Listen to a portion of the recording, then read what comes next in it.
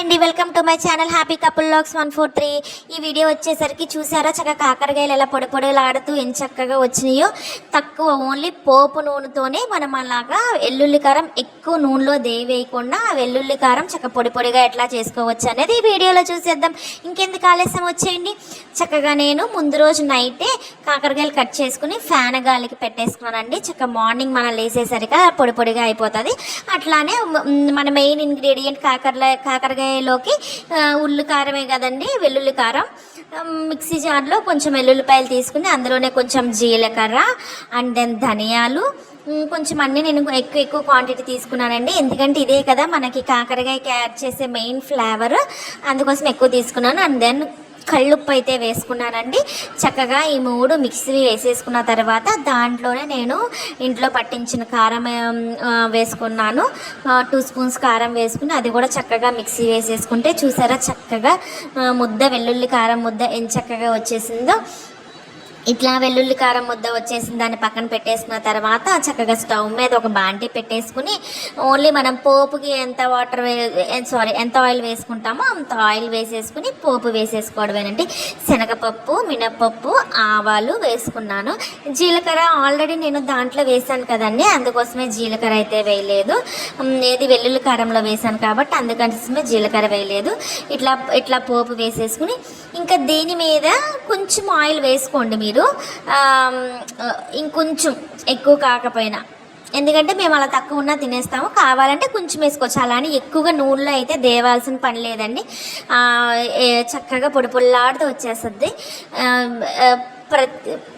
అలాగే ఈ కాకరకాయ కారంలో చక్కగా అలాగా పచ్చిమిరకాయలు కూడా రోస్ట్గా ఏగి చక్కగా కరివేపాకు కూడా రోస్ట్గా ఉంటే చాలా బాగుంటుంది కదండి. అందుకే అవి కూడా వేసేసుకుని చక్కగా ఇంగువ కూడా వేసేసుకున్న తర్వాత ఫస్ట్ ఉల్లిపాయలు వేసేసాను. ఈ ఉల్లిపాయలు కూడా ఏంటంటే హాఫ్ మూన్ షేప్లో కట్ చేసుకుని చక్కగా వేసుకుని ఒక 30% వేగినాక మనం చక్కగా కట్ చేసుకున్న కాకరకాయలు ఉన్నాయి కదండి, అవి ఆరిపోయినాయి. అసలు వాటర్ కూడా లేదు, మీరు ఫ్రిడ్జ్లో కూడా పెట్టక్కర్లేదు. నాకు అదే కర్రీ 4 days ఉందండి. చక్కగా ఇట్లా ఆరిపోయిన కాకరకాయ తక్కువ నూనెతో చేసినా సరే 4 days నిలవ ఉంది. మాకు రెఫ్రిజిరేటర్ లేదండి, నేను బయటే ఉంది. మాకు రెఫ్రిజిరేటర్ లేదు, పెట్టకపోయినా చక్కగా 4 days ఉంది. చక్కగా ఇట్లా 30% వేగిపోయినాక ఎక్కువ ఏమీ వేయించక్కర్లా, ఎందుకంటే ఇది ఫ్రై అవుతుంది కదండి చక్కగా కాకరగా. ఇదే టైంలో చక్కగా ఉల్లిపాయ కూడా మనకి దీంతో పాటు కలిపి ఫ్రై అయిపోతుంది. వేసేసుకున్న తర్వాత అట్లానే ప్లేట్ పెట్టండి, సాల్ట్ వేయొద్దు, ఏమీ వేయొద్దు. వేయకుండా చక్కగా పసుపు వేసేసుకుని చక్కగా కలిపేసుకుని మూత అయితే పెట్టండి. దాని మీద ప్లేట్ పెట్టేసి బాండీ మీద చక్కగా 2-3 times కదుపుకుంటూ ఉండండి.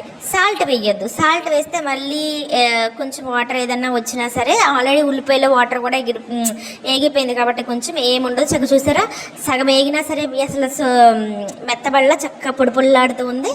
అలా 80% వేగిపోయినాక చక్కగా మనం కొట్టుకున్న వెల్లుల్లి కారం ఉంది కదండి, చక్కగా ఆ ముద్దను కూడా వేసేసి మిక్స్ అయ్యేలాగా చక్కగా దాన్ని కదుపుకుంటూ చక్కగా మిక్స్ చేసేసుకోవడమేనండి.